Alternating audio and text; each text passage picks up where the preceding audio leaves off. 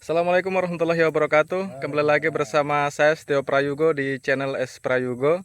Hari ini saya berada di lokasi nilam sahabat saya yang kemarin sempat kita survei lokasinya, dan hari ini kita ada agenda menanam nilam karena persiapan lahan kami kemarin sudah siap, sehingga hari ini sudah 2 hari ini kita start melakukan proses penanaman karena kita mengejar cuaca, karena pas cuaca di bulan ini itu sangat cocok pas untuk dilakukan proses penanaman nilam itu sendiri.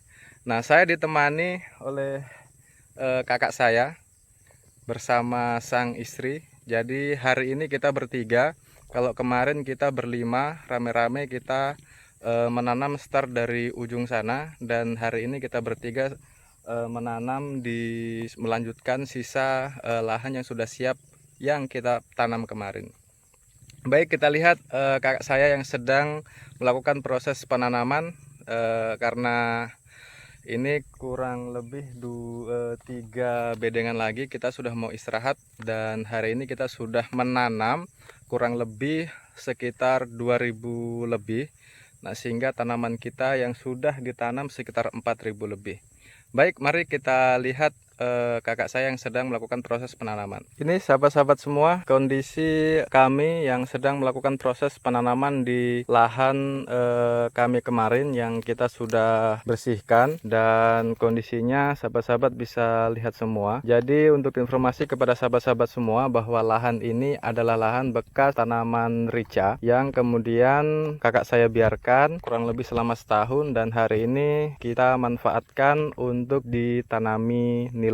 Mas Jas, aman Jo? So, kurang sedikit ya. So, pekok tapi pekok-pekok terang pipinggang. Jadi tadi ini Mas Jasmani yang bagian cangkul mencangkul, dan mbaknya bagian tanam menanam, dan saya bagian mbak ecer. So, boleh 4000 lebih ya Mas Jas semua ya? Kasih tunjuk. Nah, jadi kepada sahabat-sahabat semua, ini kita bisa perhatikan cara menanam pasca sudah dicangkul. Jadi ditanam kurang lebih 2 ruas dari batang nilamnya, dan kemudian ditutup rapat, jangan sampai ada rongganya gitu, karena supaya terjadi penguapan dan nantinya tanaman nilam yang tertutup ini bisa mendapatkan uap dari cepuk yang digunakan gitu. Nah, jadi metode tanam kita ini kita menggunakan perangsang akar sebelum melakukan proses penanaman ini. Jadi kita rendam kurang lebih selama 15 menit ya Mas Jas ya. Oke. Kita rendam kurang lebih selama 15 menit, kemudian kita ecer dan kita tanam seperti ini. Jadi dipastikan sahabat-sahabat semua untuk ditutup rapat agar supaya ada uapan dari cepuknya untuk sebagai apa ya, bisa menjadi apa Mas Jas ya namanya ya, tanamannya supaya tetap lembab gitu, tidak kering akibat terkena sinar matahari. Nah, jadi ini rendaman kita yang menggunakan perangsang akar, menggunakan perangsang akar Rothmos. Jadi kita rendam di sini kurang lebih selama 15 menit lalu kita tanam. Oke, kita lihat di bagian ujung sana yang sudah tertanam. Nah, jadi kepada sahabat-sahabat semua, saya selalu katakan kepada kita semua yang mana bahwa kita mesti pastikan lahan yang kita mau tanam nilam itu mesti sudah siap minimal 80% dari gulma yang tumbuh di lahan kita. Nah, sehingga pada saat kita melakukan buka cepuk dan nilam umur kurang lebih 2 minggu, kita tidak kelabakan untuk membersihkan rumput yang ada di sekitaran tanaman nilam kita gitu. Sehingga tanaman nilam kita ketika kita aplikasikan pupuk itu bisa terserap semuanya oleh tanaman nilam kita. Nah, ini untuk metode penanaman kita. Jadi kita zigzag ya. Kita zigzag agar supaya tidak terlalu rapat dari jarak tanam kita. Kita bisa perhatikan ini modelnya zigzag karena ini bedengan agak besar. Kita tidak sandingkan proses penanamannya, tapi kita zigzag seperti ini agar supaya agak ada renggang antara tanaman satu dengan tanaman yang lainnya. Berbeda halnya dengan gulutan yang ini. Kemarin kita melakukan proses penanaman, jadi satu gulutan itu hanya satu tanaman. Nah, sehingga ini kalau mau diukur jarak tanamnya kurang kurang lebih sekitar 60 dikali 1 meter lebih. Nah, bisa diperhatikan sahabat-sahabat semua. Nah, kenapa kemudian kita agak lebar seperti ini jaraknya? Jadi satu bedeng hanya kita tanam satu, karena kita inginkan yang pertama menghemat dari bibitnya, dan kedua kembali lagi dari tanaman nilam itu sendiri yang bisa tumbuhnya itu rimbun. Jadi ada tunas yang menyamping yang nantinya itu akan bisa bertemu antara tanaman satu dengan tanaman yang lainnya. Nah, mudah-mudahan ini yang kita harapkan nantinya, agar supaya antara bedengan satu, tanaman dari bedengan satu dengan tanaman bedengan yang sebelahnya ini bisa ketemu di pematang air ini gitu.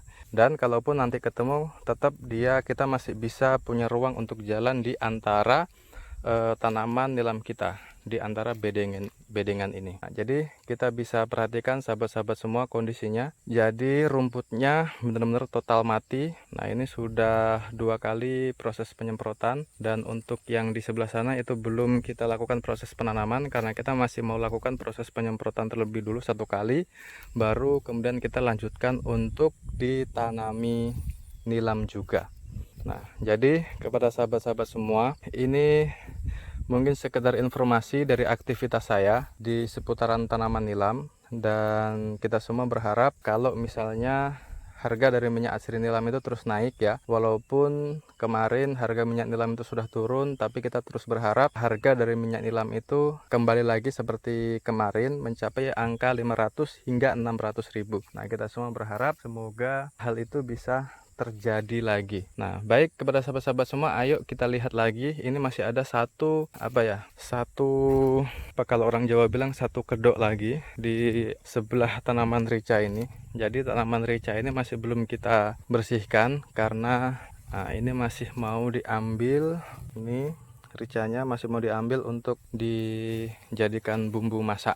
Nah, nanti kalau sudah benar-benar mati semua, baru kita bersihkan dan kita akan tanami nilam lagi rencananya. Nah, jadi ini sahabat-sahabat semua, ini yang kita tanam kemarin. Nah, ini kurang lebih sekitar 1000 lebih dari ujung sana ya hingga ujung sana. Nah, untuk metode tanamnya juga tetap satu gulutan, ini satu tanaman ya. Sebenarnya ini bisa di zigzag, tetapi kita buat rapat jaraknya, tetapi jarak antara bedengan satu dengan bedengan yang lain itu yang kita harapkan untuk perkembangan tunas yang tumbuh nantinya dari tanaman nilam kita. Nah, untuk sahabat-sahabat semua, jadi tanaman nilam ini ya nantinya pasca kemudian kita melakukan buka cepuk, nah umur 1 minggu segera untuk dilakukan aplikasi pengocoran menggunakan pupuk ya, entah menggunakan pupuk NPK plus, pupuk cantik, atau pupuk yang lainnya. Yang pastinya dalam proses perawatannya umur 1 minggu sejak kita melakukan buka cepuk itu kita dor ya pemberian pupuknya hingga tanaman nilam kita berumur 2,5 bulan